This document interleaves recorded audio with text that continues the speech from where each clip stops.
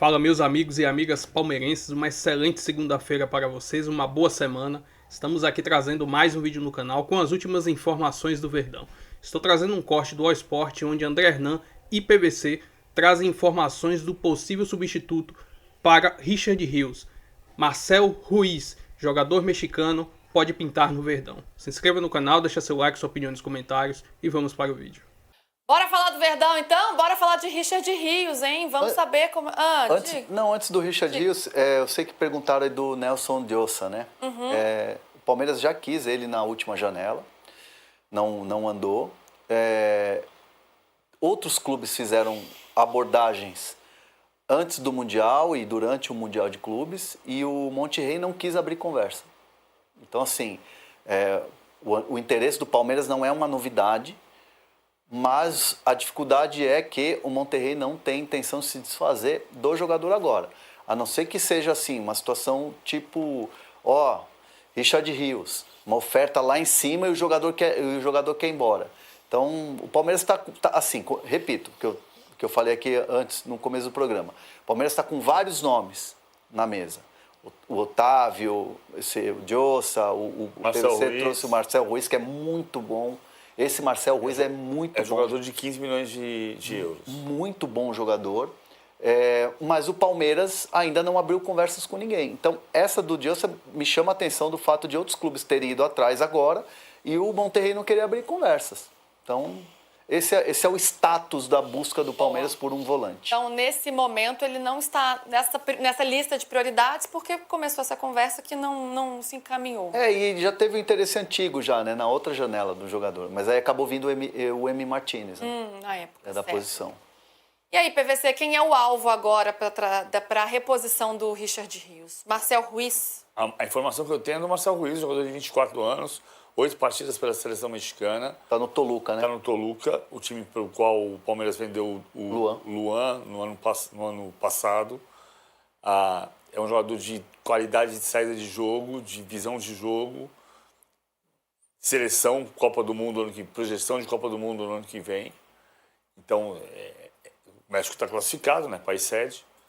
Esquece que o México é país sede, né? São 3 países sedes: Canadá, México e Estados Unidos. Não são só os Estados Unidos. Mas se vai contratar é outro problema. O Otávio foi consultado. O Otávio não quer voltar para o Brasil. É um jogador que começou no Brasil, fez muito sucesso no Internacional no começo, depois fez muito sucesso no Porto, jogador de Copa do Mundo, jogador de seleção portuguesa em Copa do Mundo, 29 anos. Não é o perfil de jogador que o Palmeiras contrata, porque já tem 29 anos, mas poderia ser contratado apesar da idade, porque é uma situação importante de substituição do Richard Rios.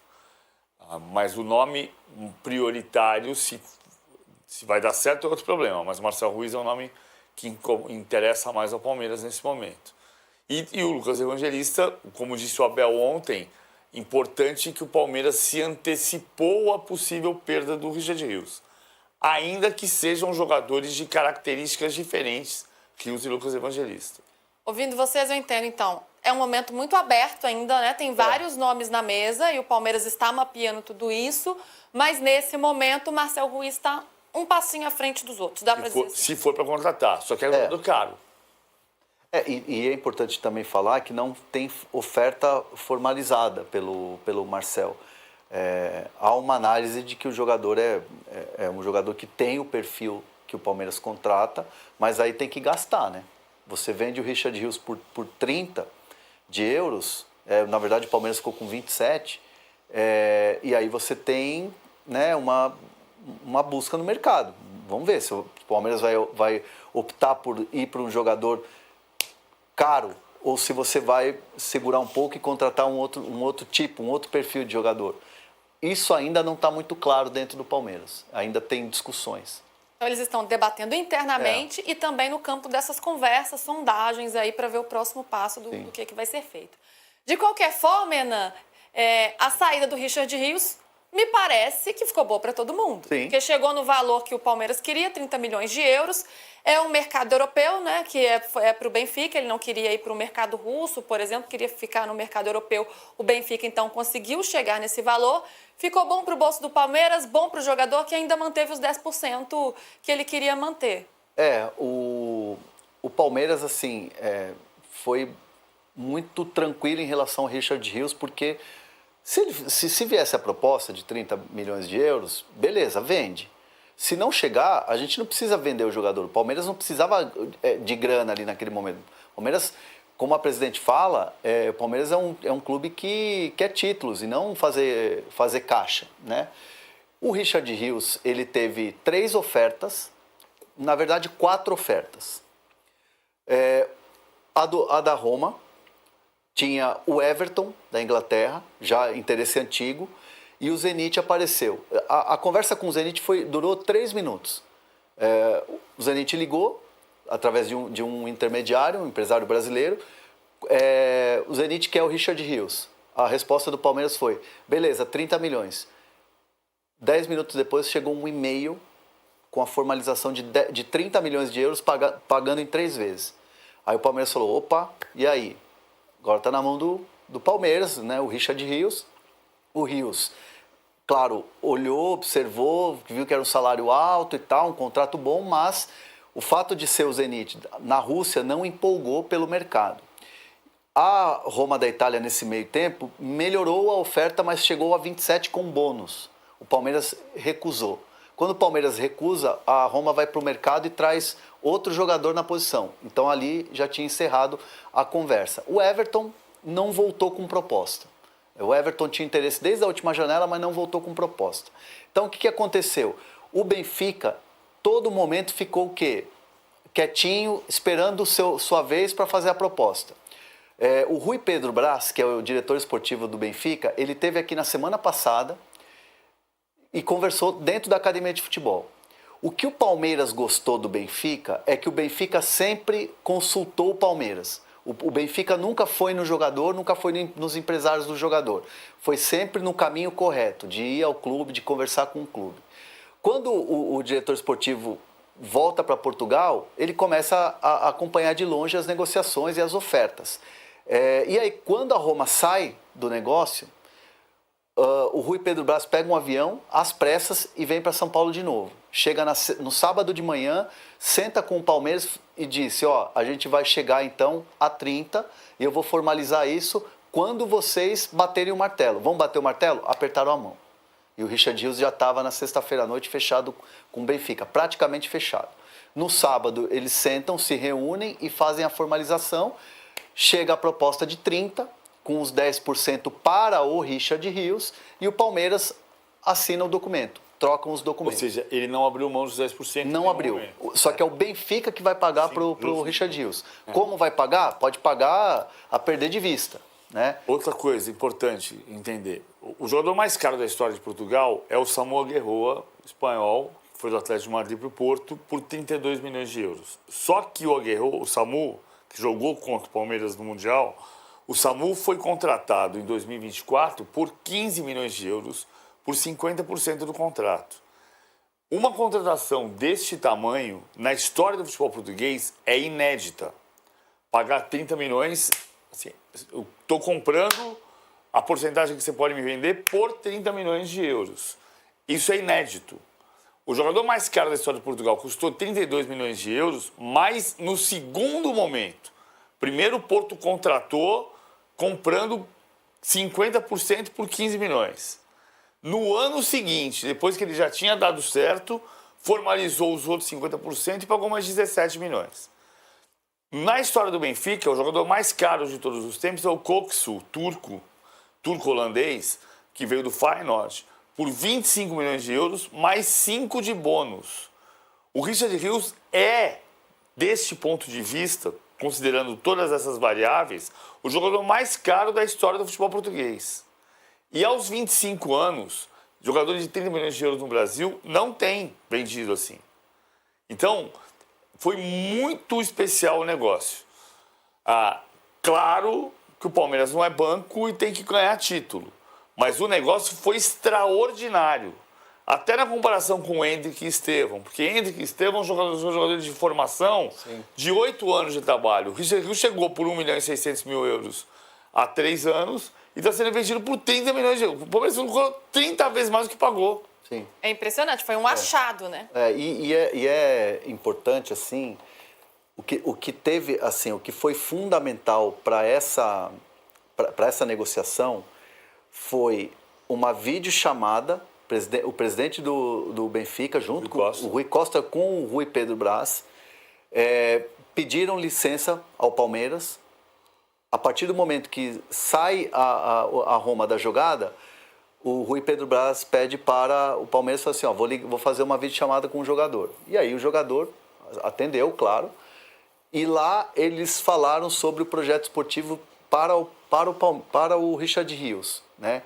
Que aí seria, tipo, você vai chegar aqui, vai ser protagonista, o Benfica quer voltar a ganhar títulos, né? Porque perdeu para o Sporting nessa última temporada, né?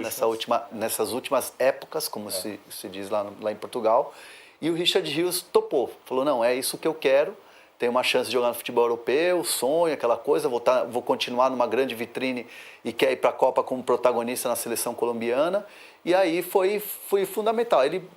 Rui Pedro Brás pega um voo, paga a tarifa mais cara, inclusive, porque você comprar na hora paga mais caro, e aí ele chega no Brasil e finaliza. Então, assim, internamente no Palmeiras, elogiaram muito a postura do Benfica nessa negociação. A todo momento falando com o clube. Então, assim, acabou rendendo muitos elogios ao Rui Pedro Brás. E é muito legal a gente saber desses bastidores, porque não é só chegar e apresentar o dinheiro, né? Tem toda uma negociação, tem toda ali, né, uma conversa, uma condução da situação que faz com que chegue aí nessa venda, né? Até porque é um jogador que vale muito, tem os desejos do jogador, os interesses dos dois clubes, é muita coisa envolvida, os empresários também, os staffs. Então é muita coisa, por isso é legal a gente contar os bastidores aqui, como é que funciona uma negociação. Agora, é prova de que o negócio foi tão bom para o Palmeiras que contratou o Richard Rios, né, quando ele ainda era um desconhecido, tinha passado pelo Flamengo, estava no Guarani, fez um dinheirão que ele está entre as principais vendas do Palmeiras, na gestão Leila Pereira. Vamos dar uma olhadinha na tabela? PVC trouxe esses números pra gente, hein, PVC?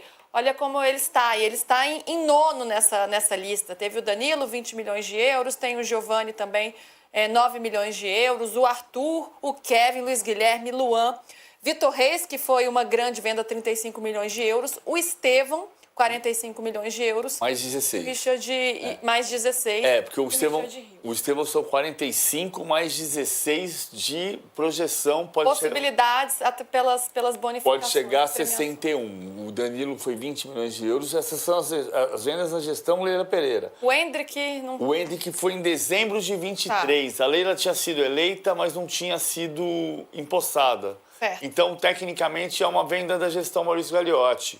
Por isso que eu coloquei essas daqui para o exterior. Tem mais o John, né? O John foi 4 milhões e meio de dólares para o Bragantino. É para o Brasil, mas é Red Bull. Então pode virar exterior. Mas não é exterior porque é Bragantino. Tem ainda o Zé Rafael para o Santos, 15 milhões de reais.